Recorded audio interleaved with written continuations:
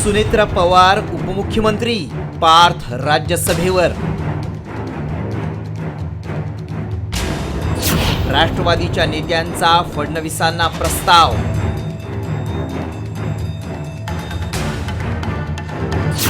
वर्षावर खलबत, 1.5 तासात नेमकं काय ठरलं?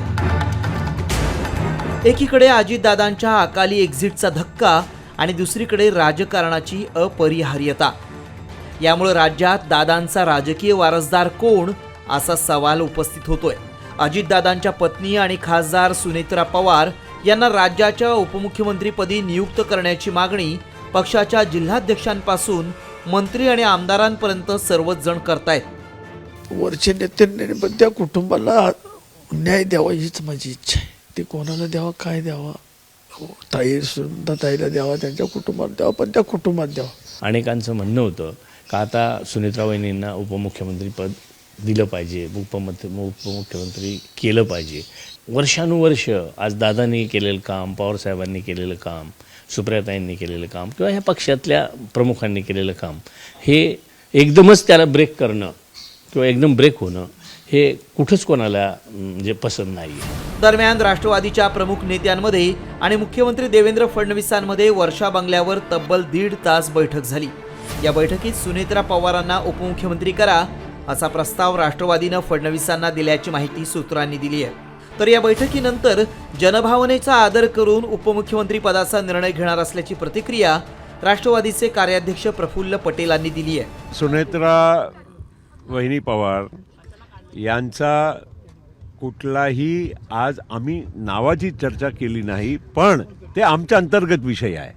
कोणाला त्या जागेवर बसवायचं हे पक्षाचा निर्णय आहे। माझी स्वतःची पण भावना आहे की योग्य निर्णय आम्ही केला पाहिजे आणि त्या दिशेने आम्ही विचार करू।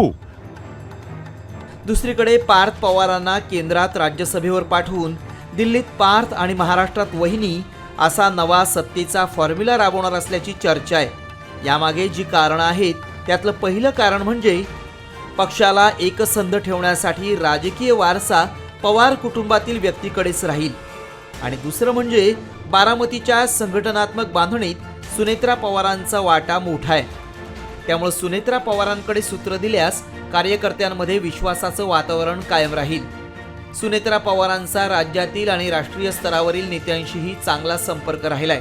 सुनेत्रा पवारांना उपमुख्यमंत्री पद देण्याबाबत विरोधकांचीही सकारात्मक भूमिका आहे। ते जर उपमुख्यमंत्री होतील तर तो पक्षाचा आणि त्यांनी राष्ट्रवादी अजितदादा गटांचा निर्णय आहे। सुनेत्राताईंना जर ते उपमुख्यमंत्री होत असेल तर पहिली उपमुख्यमंत्री महिला होते आहे, त्याचा निश्चितच आम्हालाही आनंद आहे। सर्व एका महिलांना प्रथमतः पहिल्यांदा ही संधी उपमुख्यमंत्री पदाची मिळते आहे। नक्कीच एक चांगली गोष्ट होईल असं मला वाटतं। दुसरीकडे मुंबईत सुरू असलेल्या घडामोडीत मुख्यमंत्र्यांसोबत बैठक झालेली असली तरी अजून कुठलाही निर्णय घेण्यात आलेला नसल्याचं सुनील तटकरे यांनी म्हटलंय। तर शनिवारी निर्णय झाल्यास लगेच शपथविधी होईल असं भुजबळांनी म्हटलंय। आज भेट जरूर झाली। सुनेत्रा बहिणी आणि परिवार धार्मिक विधीमध्ये आहे।